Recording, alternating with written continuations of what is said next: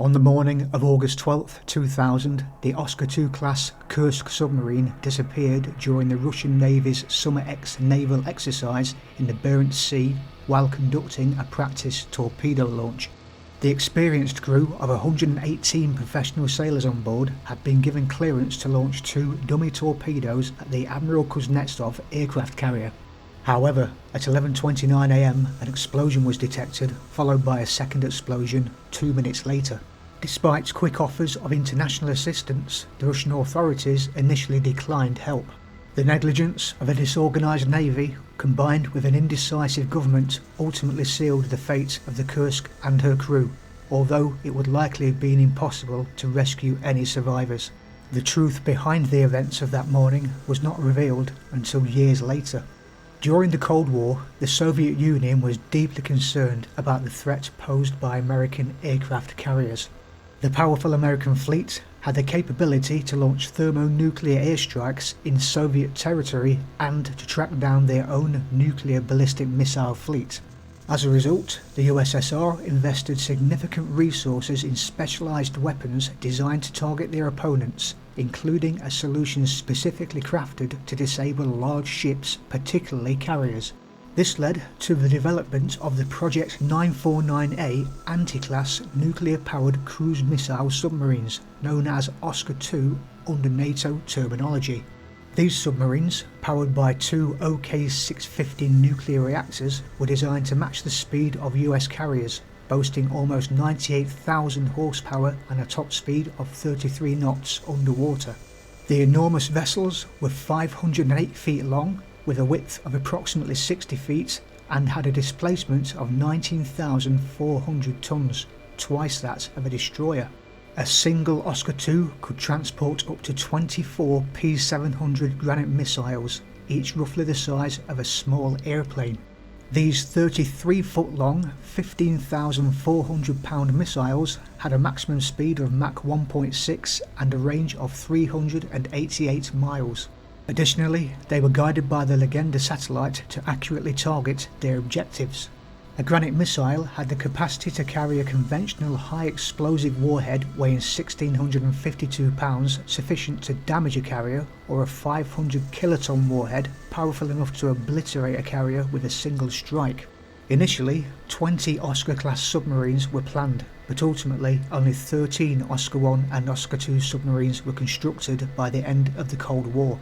K-141 Kursk, one of the final anti-class submarines to be laid down, was finished in 1994. The U-boat represented the pinnacle of late Soviet nuclear submarine design and was commissioned into the Northern Fleet that same year.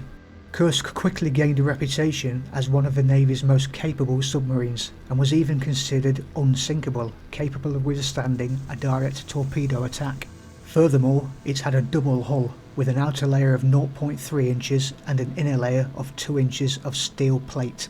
The inner hull was divided into 9 watertight compartments. The Kursk was twice the size of a jumbo jet and 3 times larger than the largest submarine in the US Navy, and soon became the pride of the Russian Navy. It was indeed the largest attack submarine in the world. However, after the dissolution of the USSR a few years earlier, the Russian Navy experienced significant budget cuts, which subsequently impacted the maintenance of its assets. The formerly proud Navy saw a decline in the condition of numerous submarines. On August 12, 2000, after the collapse of the Soviet Union, a significant naval exercise took place with dozens of vessels participating. Among them were Kursk, the Admiral Kuznetsov carrier, and the Pyotr Veliki battlecruiser, meeting in the Barents Sea above the Arctic Circle for the Summer X exercise. Kursk had recently received recognition for its outstanding performance, with its crew being acknowledged as the best submarine crew in the entire Northern Fleet. It was one of the few submarines authorised to carry a combat load at all times, equipped with conventional combat weapons. With 118 skilled sailors on board and armed with Granite missiles and torpedoes, K-141 was tasked with a simulated attack. Kursk was granted permission to conduct a torpedo training launch, loading a Type 65 torpedo named Toltushka into tube number 4 on the starboard side. Without a warhead, It was 35 feet long and weighed about 5 tons. At 11:29 am, a massive underwater explosion was detected by the Norwegian seismic array and other stations worldwide. Shortly after, a second, even stronger explosion occurred, equivalent to a 4.2 earthquake on the Richter scale, or 2 to 3 tons of TNT. The second explosion exceeded the first by 250 times and extended all the way to Alaska. The crew of the fellow submarine Karelia believed the explosion was part of the exercise. On the battlecruiser, however, the crew detected a hydroacoustic signal and felt their hull shake instead of the expected launch. Beliki promptly reported the incident to headquarters, but the message was disregarded. To compound the situation, seismic data indicated that the explosion had taken place at the same depth as the seabed. By 1:30 p.m, there was no communication with Kursk and its practice time had elapsed. Aboard Pyotr Veliki, Fleet Commander Admiral Vyacheslav Alexeyevich Popov was not initially concerned due to common communication failures. Nevertheless, a helicopter and a rescue ship were sent out to search for the missing submarine, but to no avail. An aircraft was dispatched at 5 p.m, and when Kursk failed to complete a scheduled communication check an hour later, the Northern Fleet grew increasingly worried. However, it wasn't until 10:30 p.m. that a state of emergency was declared and the exercise was halted.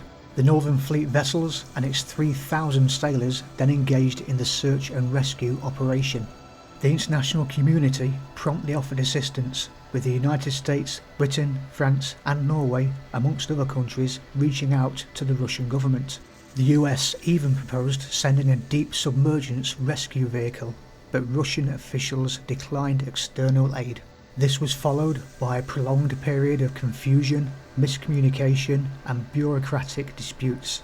Initially, the Navy downplayed the incident.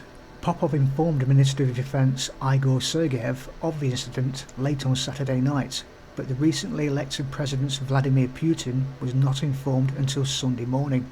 The President opted to extend his vacation, a choice that could tarnish his public image. Meanwhile, Popov updated journalists on the naval exercise outcomes, asserting it was a great success. However, rumours were already circulating among the missing crew's family members, indicating that something was amiss. News quickly spread throughout the small Vidyevo base. Wives and families shared the limited information they had, but tried to remain optimistic due to the Kursk's reputation of being unsinkable. Despite futile efforts to locate the wreck, an official announcement regarding the accident was finally made on Monday the 14th, 2 days after the explosion. Authorities claimed that Kursk had only encountered minor technical difficulties. They then mentioned that the submarine had submerged to the ocean floor and reassured the public that they had established contact with the crew, who were receiving air and power. Various explanations were provided to account for the accident. Admiral Vladimir Koryedov, the Commander-in-Chief of the Russian Navy, attributed it to an external collision, while those seeking to sow discord between Russia and the West suggested that Kursk had collided with a NATO submarine. Vice President Ilya Kleberov proposed that Kursk might have hit a World War II mine. All of these theories were incorrect, but the truth will not be revealed for quite some time. 1 week following the incident, Putin eventually acknowledged the need for assistance and authorised British and Norwegian experts to participate in the rescue efforts. The divers were aware that the chances of finding survivors were slim, yet their morale was still shattered upon discovering the submerged rescue capsule. Upon cutting through the hull, they only found debris and charred human remains. On August 21st, the fate of the Kursk and its 118 sailors was publicly announced. Admiral Popov addressed the nation in a televised broadcast, expressing remorse for not being able to bring back the sailors.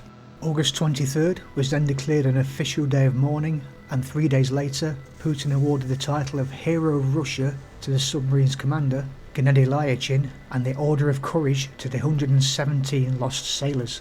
The Kursk remained on the seafloor until September 26, 2001, when it was raised for further investigation.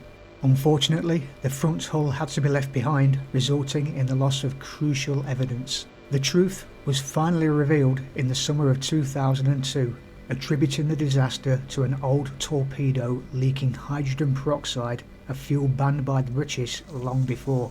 The malfunctioning torpedo, with faulty welding, triggered the initial explosion, which then set off the remaining ammunition on board.